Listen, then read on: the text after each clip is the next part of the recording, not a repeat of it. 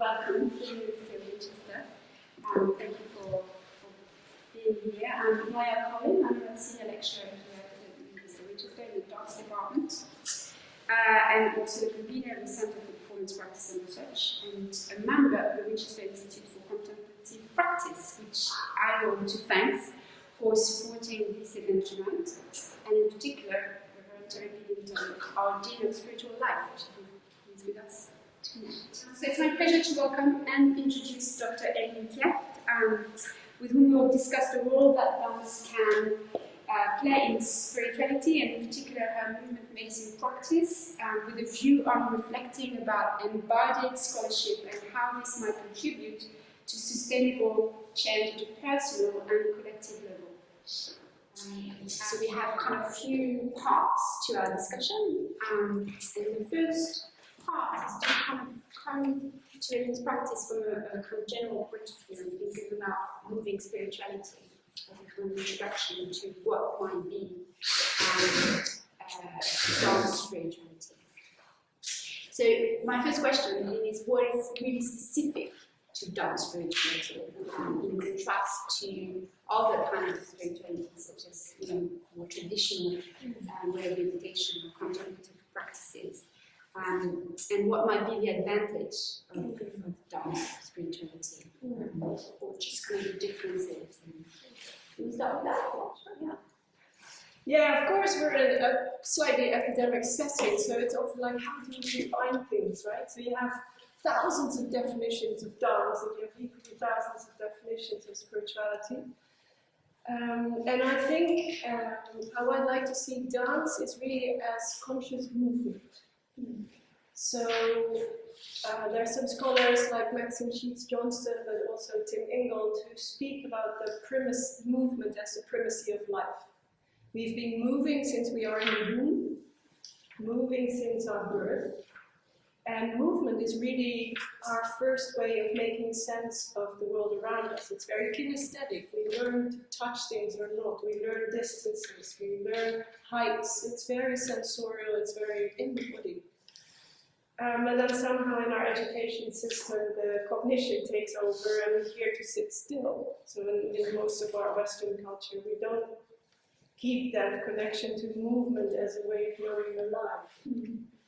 And the same with spirituality. There are people who hate the word. Spirituality, yeah, I'm not religious, I don't want to subscribe to a set of practices.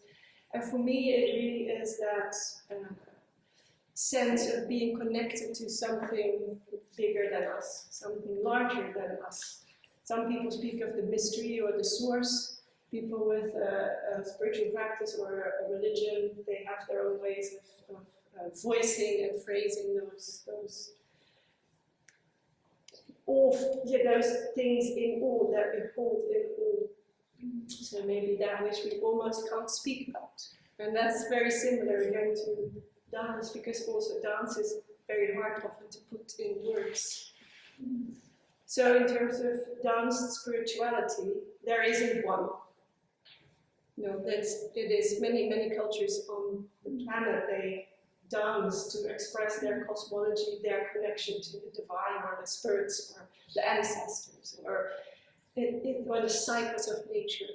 So there isn't really a dance spirituality. But what I have found is that what we did in these 10 minutes, just bringing conscious attention to the moving body, it brings us in touch with different layers of being human, like the heart, like the creativity, like the earth and the sun, these two polarities that are present in many spiritualities. And because you are already in motion, I feel that's an advantage to a spirituality that is more static. So if you're praying or if you're meditating, it doesn't draw on that richness, that rich quality that the body can add. So I was wondering if you think about religion and what meaningful life in kind of religious calling could mean, or existential questions, I was wondering if we can think about how dance would lead to a more meaningful contemporary life. Well, I think dance is one of the roads in. That's definitely not the only road in. But I think when we engage with the existential questions in a way that empowers us, whatever it is, if it's like volunteering or hiking in nature or caring or drawing, painting or dancing, it's something that helps us to be present here in this moment, and in a way helps us to connect to others, to each other, to nature, to the world around us, and to what is meaningful to us, the values that we hold dear. And again, I think in most cultures there will be a practice of meaning, whether it's the way of beauty, or contemplative practice, or the art of living, like the Greek and Roman scholars spoke about, Socrates and Plato. They talked about finding your art of living. And throughout the 2,000 years since, there was like also movements between there is one art of living. But in the Renaissance, people came back from that and said, no, it's our responsibility to find our individual art of living, so that we can be all we are, give all that we can, and make a better community together. And for me, because I love dancing, I've been dancing since this high, for me dancing has always been that modality, but it's definitely not the only one. But there's something that connects us from the mundane, everyday life to the kind of extraordinary experience of life.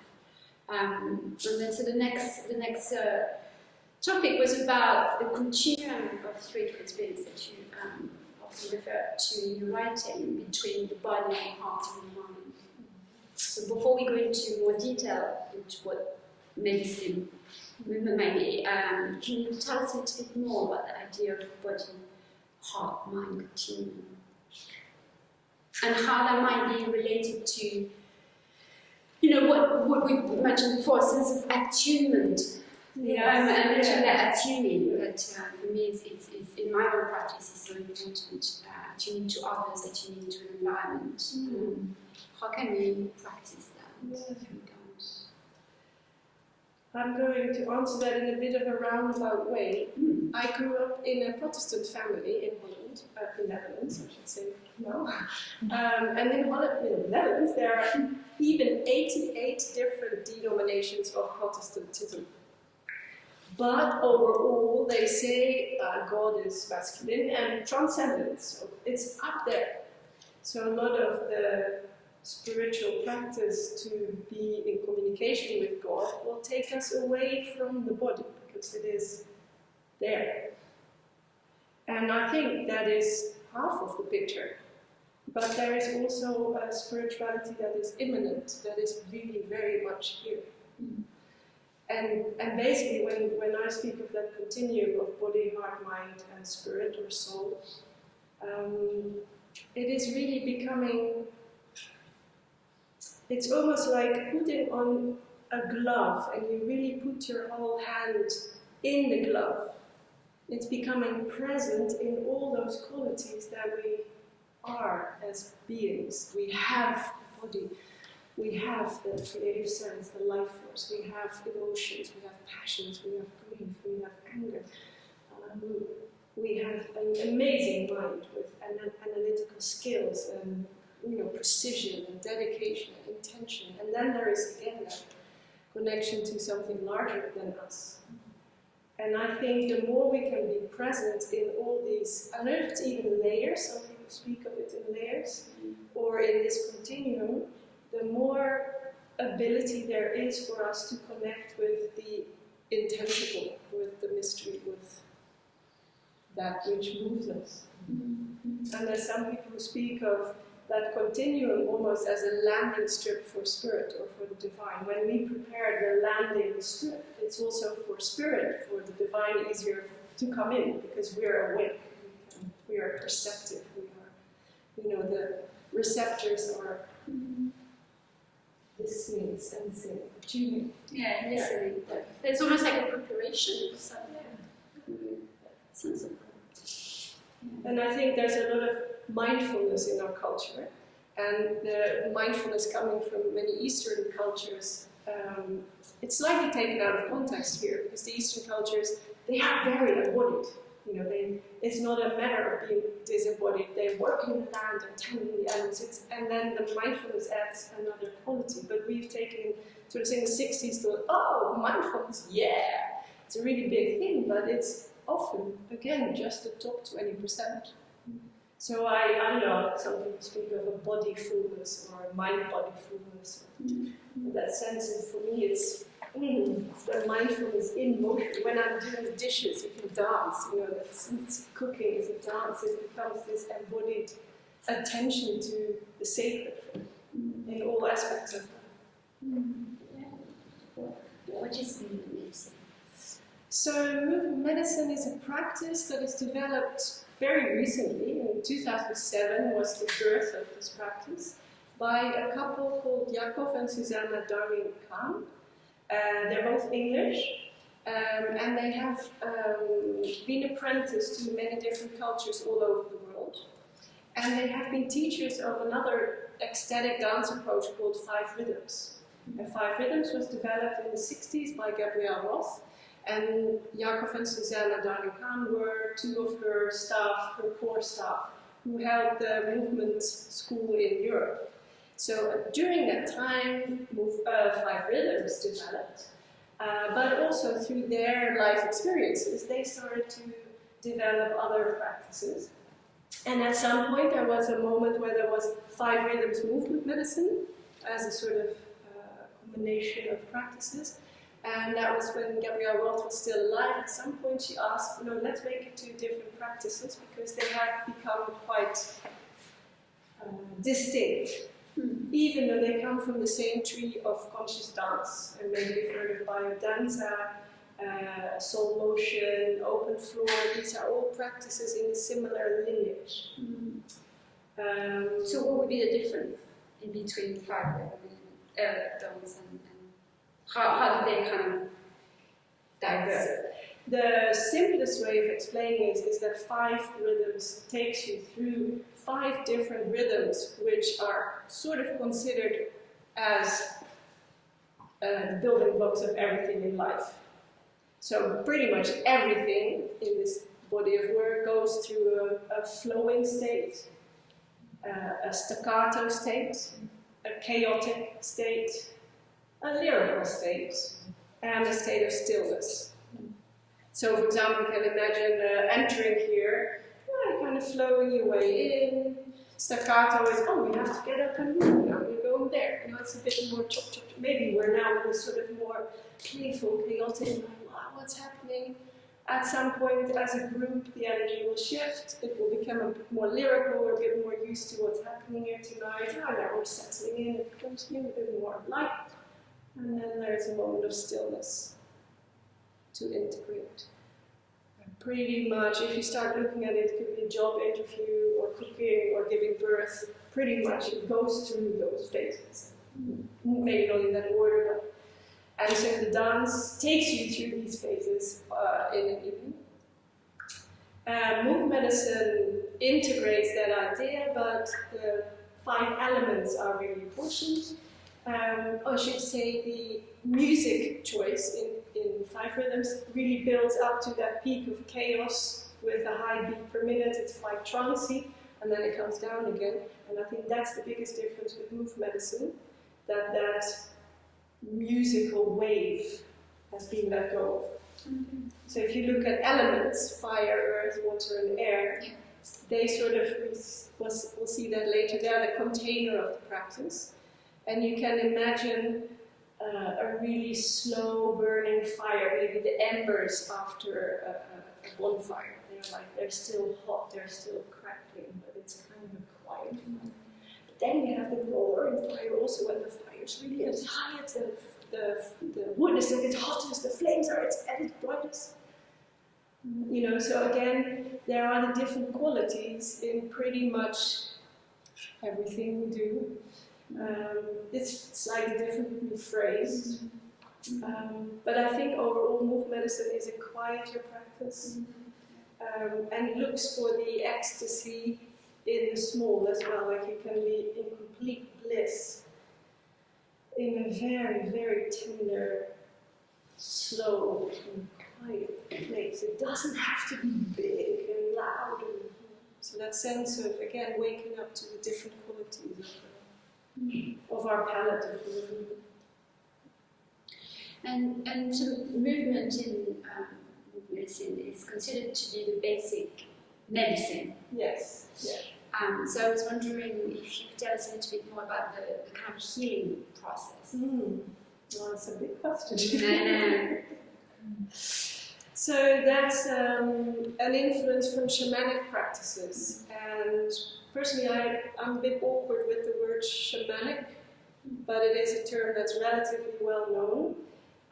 I prefer to speak of nature-based practices. So it's a way of working with the seasons, with the cycles of life, and with nature as a source. Shamanism, it's another discussion, I won't go there. But if we talk about shamanism as a technique for healing and balancing the individual and the community, one of the core concepts is medicine. So what is medicinal? What is almost like the elixir of life in the more alchemist terms? And medicine, it can be laughter. You know how releasing and lovely it is. So laughter can be medicine. Or flowing water can be medicine. Or music can be medicine. So it's that sense that brings, that quality that brings healing and balance, release, reintegration. And in movement medicine, movement is seen as the basic medicine. Again, what I said earlier, we all move. And if we only stop moving when we are not alive anymore. So even now you're sitting here, you're breathing, so you're moving. You never stop moving, even in your sleep. Oh, there is some sleep paralysis, but in general, you're still breathing. And to bring that force in motion consciously, it's really a great asset in terms of, again, becoming more present. Like, I don't know, something challenging in our life, an exam preparation, an interview, a fight with our loved ones. We can freeze up, we can internalize it, we can squash it down, put a lid on it. It's still doing its own thing, it's not really going away. But if we allow movement, whether it's fierce and loud and big, or just, I just feel uncomfortable. And you don't have to do this in public, you can go to the toilet and just have that little moment.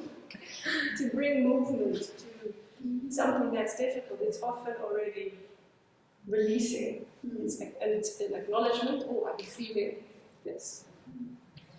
And then there are all sorts of more ceremonial practices that we intend to, like something of soul that has left. That's we maybe have heard the term of soul loss, something, or dissociation in psychology. We're not quite there. Something of essence has left. How can we call it back? Can we call it back home in? There are all these kind of things, looking at a past event that might have still been disturbed, but not with the intention of re-traumatizing ourselves, but to move with it, with the resources that we have in this moment.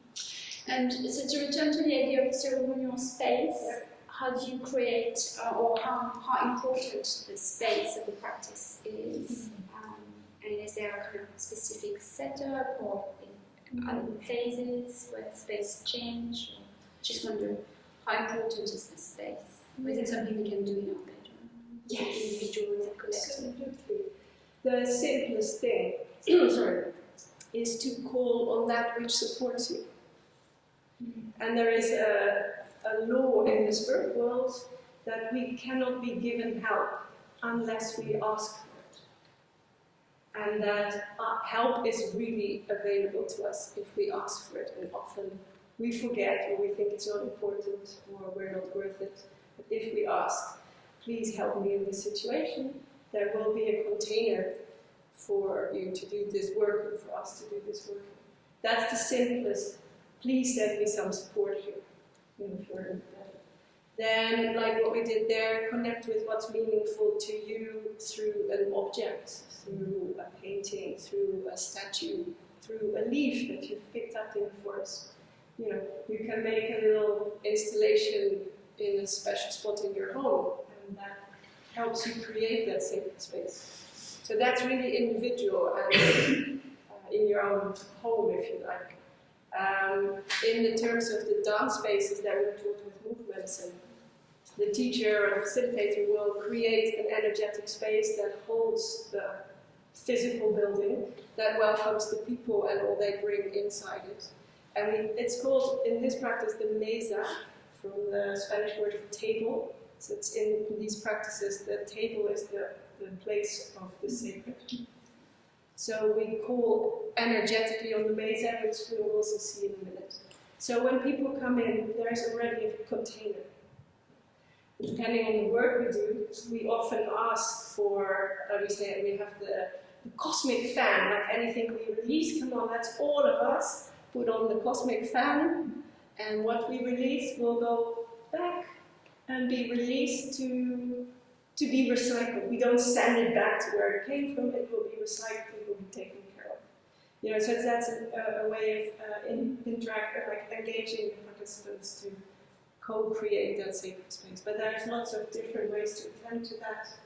If something disturbing happens, or if someone leaves, or we have to recreate that safe space. So this is going to be my next question on the notion of trust and safety in practice. Obviously, you can have intense emotion to the practice, and it might be more or less scary for some people. So, what's there?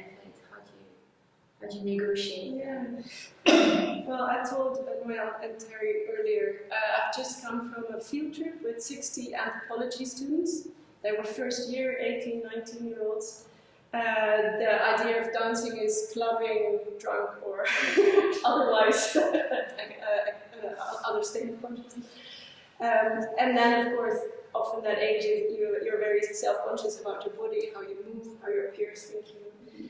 And it's amazing, in 3 hours, it's very much about giving permission. It doesn't matter what it looks like. It is the movement that comes from you. We're not here to be judged. It is your expression of your being in this very moment. Sometimes also, like I did, close your eyes for a little bit so it feels a bit more intimate. And then gently open and say, I'm not alone here. We're doing this together. There might be feeling a bit uncomfortable too. It's a sense of nurturing community. I think it's a sense of permission at first. And it's really painful that often at a very young age we hear, oh, you can't sing, or you can't dance, or you can't draw. Killed for the rest of your life. That creative impulse. So in a way it's a relearning. Oh yeah, I can. So it was amazing. I talked them through the body. Oh, we have feet, we have hands, what can you do? Oh, my spine is moving. Oh, it's not just this, we can move. So basically it's like, oh yeah, there's all sorts of different parts to my body. Then we took a journey through the elements, so how can we move as and with earth, as and with fire. Do a bit of partner work, like, oh, that's another expression of water. Not to change your movement, but to see, oh yes, you can. And then it becomes a dialogue. You can widen the attention to the whole group. Like, oh yeah, we're all moving here. So there's all sorts of techniques to get that confidence, to get that connection. Depending also on the duration of time and depth you want to go. So we have our,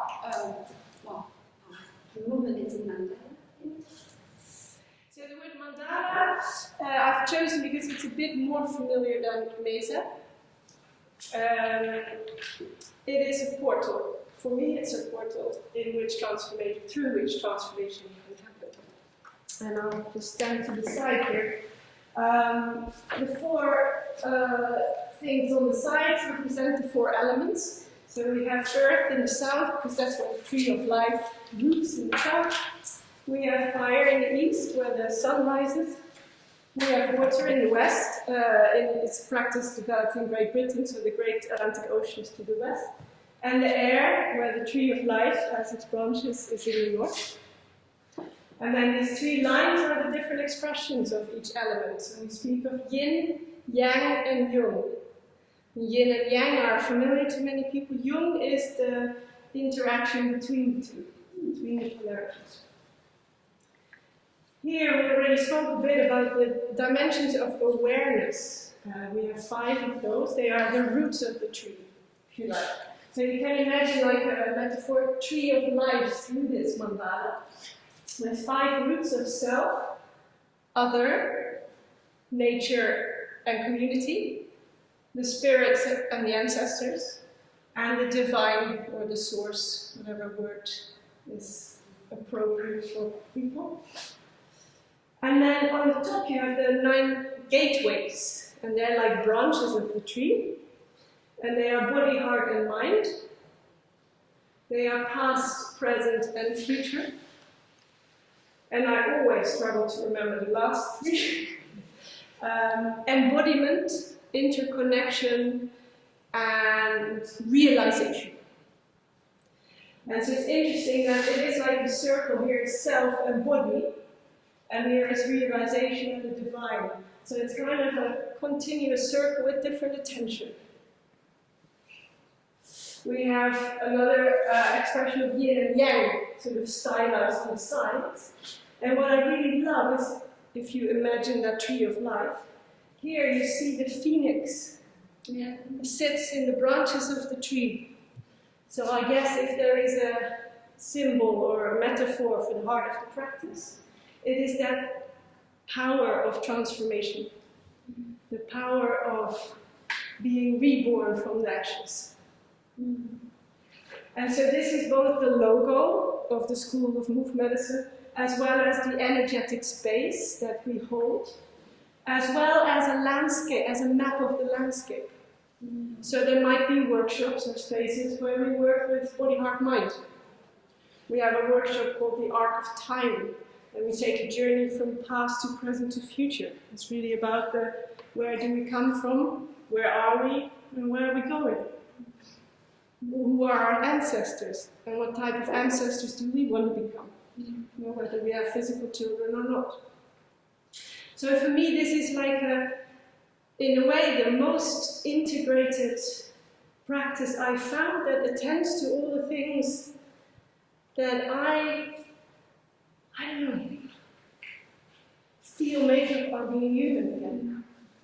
And the invitation, often we are very strong in one place, we are very strong in service, but maybe not so good at looking after ourselves. We are very good at dreaming big projects into the future, but we're not really here. You know, so or we might be really grounded, but it becomes a bit lethargic, and we actually need a bit more fire.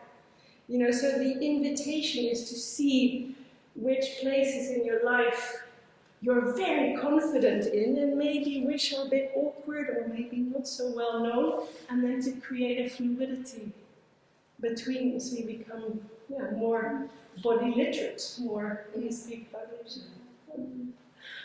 And do you work individually with people, or is it a kind of collective? I'm just thinking, is there kind of progression between one, like you were talking about a workshop focusing on this, and is there kind of progression, or does it make sense to start on one end, or it's really it will depend on people? Yeah, it's really up to people. And like an evening workshop, you might not even be aware of this. You know, an evening class is usually 2 hours, 2.5. What we did there is called the Tree of Life meditation. It's a simpler version, but really like you are the trunk of the tree with your roots in the earth, with your branches in the sky, and you become that bridge between the earth and sky. That is a very foundational element of the practice. And then you have 2 days that you can deeper go into the elements, or in a piece of healing or soul retrieval, or in a bit specific story I've taught on yin and yang and yung, for example. So we really, what types of paradoxes do we experience in our life and how can we integrate them? So it's really depending on the facilitator, the content. So we've got some pictures, I think.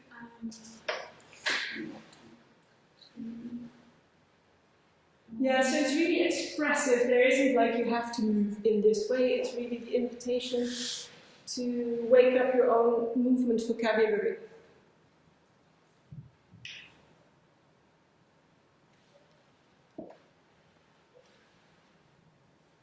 And you asked about the sacred space. There will always be a table with objects. We usually call it the altar, but not always. And these are, we have one specific event, which is the summer long dance, and we dance in Somerset also, for 72 hours. We have 3 or 4 hours sleep in the night, and we don't eat. And it's really that time of the year of the summer solstice, the time that many cultures do the giving thanks ritual for being alive, with the sun being hot for the community. So this is one of the altars in that long dance tent, which is made up of grains and seeds, and you recognize the logo here. This is a smaller version on a plate, which is also, again, doesn't always have to have the logo in it or the main side in it. That's an air altar. So there's just places of beauty, places of inspiration, places of reconnection. Right, so then the next part is to think about how can that help us in our academic learning or teaching in academic life. How can those kind of processes that we kind of now have a sense for can help us to better or to do a kind of more meaningful academic practice? Yeah, I think institutionally it's still very much of a challenge, so the invitation is first of all to do that personally. I talk about embodied scholarship as well as soulful scholarship. And what we talked about earlier, for me, it's really, can all of us be welcome in our learning, in our teaching, in our writing, in our research, and not a colleague of mine calls it the top 20%. You know, often the body is really seen as the vehicle to get you to the lecture theatre or to get your coffee. You know, all the academic stuff happens up here. And for me, I mean, it's great. We have, like I said earlier, our internet is an amazing facility, but it's not the only thing that we have access to. So, for me, it enriches our teaching, our scholarship, if we can include those other domains, if there is space for it. And I often felt that I had to leave them by the door if I entered an academic space because, emotions, not welcome here, body, you know. So I've had a real journey of integrating them. I can't even say I'm fully comfortable of bringing all of myself into an academic space, but I'm more comfortable with it than 5 years ago. Because I feel the richness of it. It enriches my work, my teaching, my interaction with students. I feel that there's a quality of poetry maybe that I allow myself to engage with in my academic writing, which in my PhD thesis it was no way you could integrate that. It becomes more permeable, perhaps, more breathable, more intuitive. I mean, in a way, I really love technology. I'm very proud of it. But I have this little app on my computer that goes every 6 minutes. It produces a little hammock. It looks a bit like a smiley, but it is a hammock between two trees. And it just says breathe, you know, and just, even if you just take a moment to roll your shoulders, you know, you can instruct it more firmly or more flexibly. Instead, every 50 minutes, walk away from your desk. And it's really idiotic that I need to be reminded of it. But it really helps. And if I get stuck in, like sometimes I'm writing for 4 hours and ignore. And I tense up and I get really tight and I get grumpy. So it's that sense of, again, permission. Do I take this serious? Oh, yeah. Let's have just a walk outside, just saying hi to a tree or anything. Right, so integrating it. Yeah, and we We also talk about, and you already mentioned, that process of becoming body literate. And there was a sense of, which we touched a little bit upon it in your general introduction, on kind of the process of reaching a higher sense of consciousness through being more body literate. So, how can we be body literate? What is the principle here? I think I forgot to mention in our preparation tool. In one of my projects, I've developed something it's called a somatics toolkit. It's originally designed for ethnographers as a specific way of doing research, one of the research methodologies. But it talks you through the research cycle and how the body can support us in every phase of the research cycle, whether it's your literature review, whether it's your data collection, whether it's your analysis or write-up or presentation, etc. So for me, it's not another methodology, but it is again an awareness. Hey, there's more roads into the academic endeavor, and I draw on somatic practices for that. And I can say more about that if it's useful, but most of the somatic practices, they have sort of family resemblance. Breathing is really important. An awareness of what's happening inside the body and what's happening outside the body. An awareness and observation of habitual patterns, whether they're movement patterns or postural patterns. Or emotional patterns, and in a way the somatic body of work invites us, a bit like in movement medicine mandala, to see where we are fluid and where we are not so experienced. And I guess it really starts very simply with listening to what's happening in your body right now. You know, do you have a pain because your shoe is too tight? Or pain because you've sat in the same posture for too long? Are you still digesting some food from lunch? You know, it's what's happening in your lung area to have deep breath. And it's really an invitation to become aware of what's happening through the day. And I guess it's a bit like my app. It is really a muscle we need to train. How important it is for us, how much we want to remember this, but take 3 moments in the day just to go like, oh, what's happening? Oh, I've got a bit of cold feet right now. Oh yeah, my tummy is feeling X, Y, Z. And then you can take it from there. It's what would be, how can I make my body a little bit more comfortable?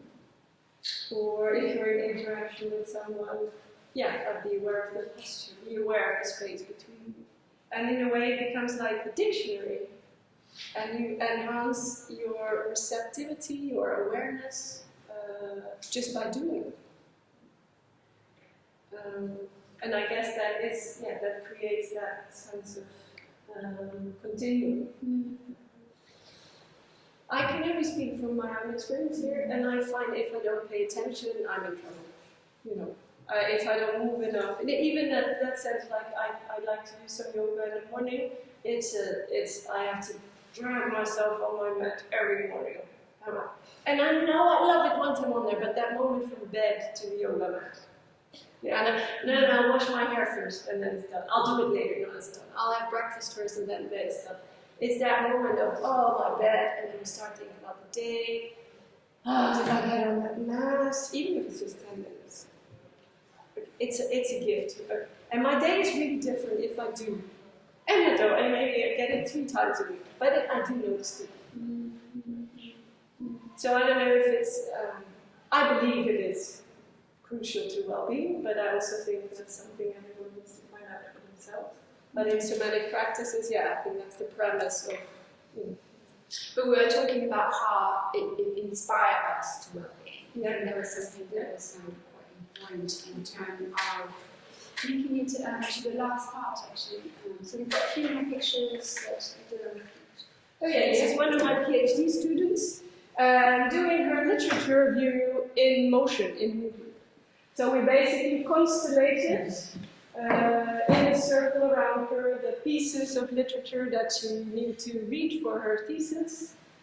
Some of the materials she collected that were inspirational to her. There were some leaves and some nature bits as well. There's a map there of what area she likes to walk.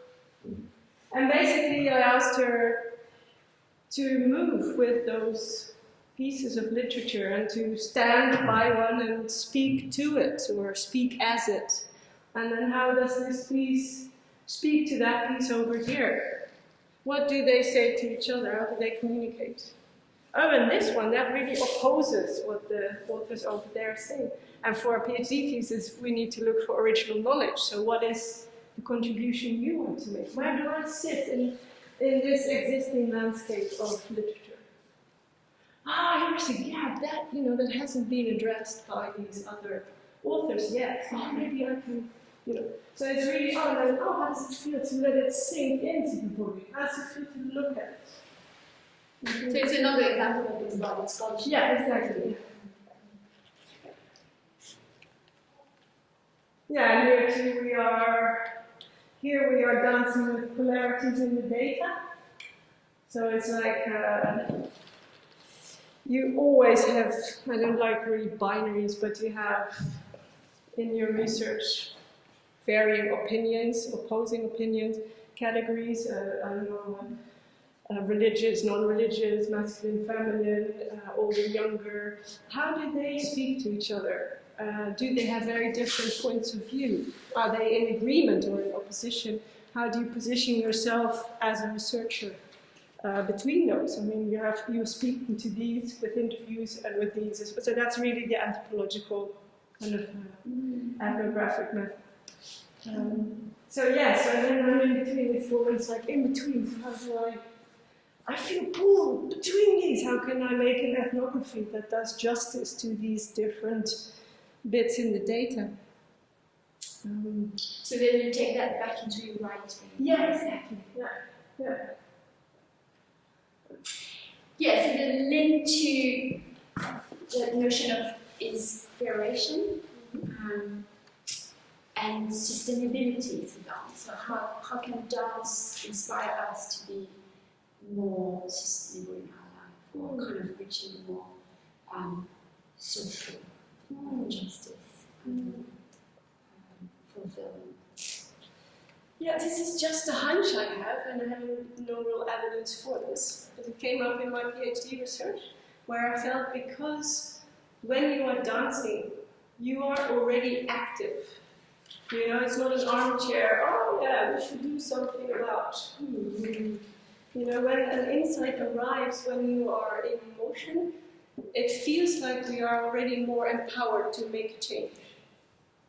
And I don't know if it's true, but that's what I felt in the people that were part of my research as well as in my own practice. There is a sense of, it's easier because you are already in motion. It's not, I still have to get up from the chair and make that phone call. And of course, you still have to do that after you leave the dance floor. But there is a sense of agency that's already alive, already sparking. Yeah, I was reflecting on the experience of time, as well. Because dancing is moving through time. And I was wondering if that's also something that connects us with the kind of long term, that idea of sustainability. Yeah, I think time is a really big subject. And I think the strongest way, at least in movement medicine, we work with that idea of the ancestors and then the 7 generations that came before and the 7 generations that come after. And it's like this arc of time in which we are moving. And it's really the awareness of our mortality, hopefully at the end of a very long and graceful life. But that's what really connects us all. We will all not be here at some point. And how do we move towards that moment in a meaningful way? And for me, through the dance, we can really be aware of the meaningful connections with each other and with the land around us. And I think that's, I can't say for every culture, obviously, but for many cultures, it's a sense of continuation it is what land do we leave behind? Yes. How can we invest in a world that can still breathe in 50 years? And at the same, on one hand, it's a very far cry, because how can our dance in a particular moment contribute to that? But I do think it helps us to create a mindset that may be a bit more kind, or maybe a bit more open-hearted, maybe a bit more connected. You refer to yoga practice, for instance, which is quite internal practice. And often there's this moment where you can open your eyes and boom, you're with people. That you wanted. So I just wonder how do you negotiate that individual, intimate, personal experience with a collective experience? And potentially, I think that's something that it's linked to sustainability. That kind of social action. Yeah. So it's not just kind of navel grazing. Sure. Yeah. So in the mandala or the mesa, you saw those 5 dimensions of awareness: from self, other, nature, community, ancestors and spirits, and the source. That is the sort of broad scale dimensions of awareness. When we're in the room together, there can be a sort of introspective, interoceptive awareness of what's happening in the body, which I spoke about earlier. Then what is happening in sort of meter around our body. So maybe out of the corner of your eye you see the legs of your neighbor, you maybe hear a shuffle behind you.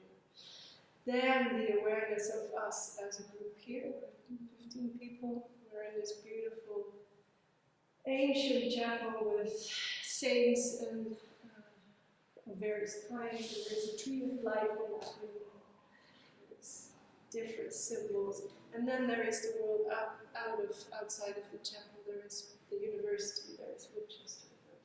It's a bit like we did this game. I live here in that country, in Europe, in the world, in the university.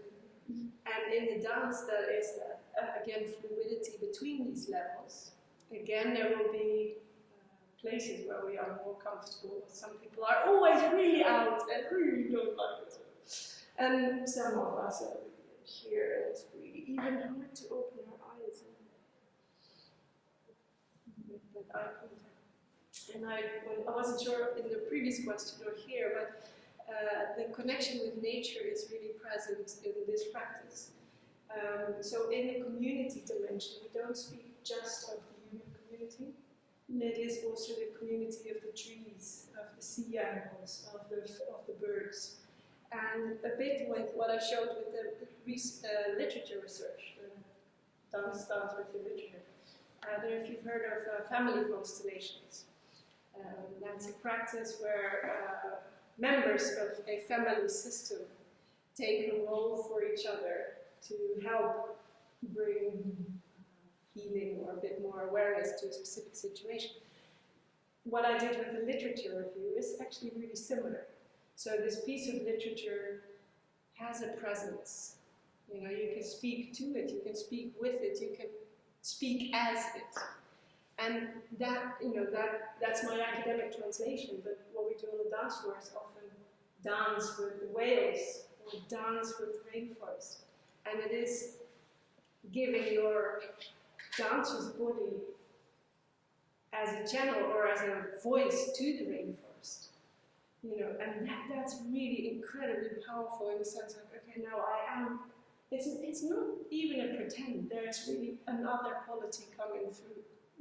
Another voice. If the trees could speak, wow, and so with all of us doing that, we get a better sense of what the rainforest might want to communicate to us, or the whales, or the dolphins, the grasshoppers. And then collectively we create more awareness of those beings that don't have the speech we do, to somehow connect to consciousness, a non-speaking way of knowing. And I think bringing that home and then take action. Okay, so maybe become part of a charity, or maybe go on a cleaning of the local beach, or and somehow it becomes so much more tangible when it's not just something you read or hear on television. Literally, I had a grasshopper talking to me once at a time. I thought, now you're losing it. It's really incredible. I think we're going to have to. Thanks very much, Eline, for her lovely sharing of her practice, and thank you very much for making your way here on a Wednesday evening. I don't know, do we clap?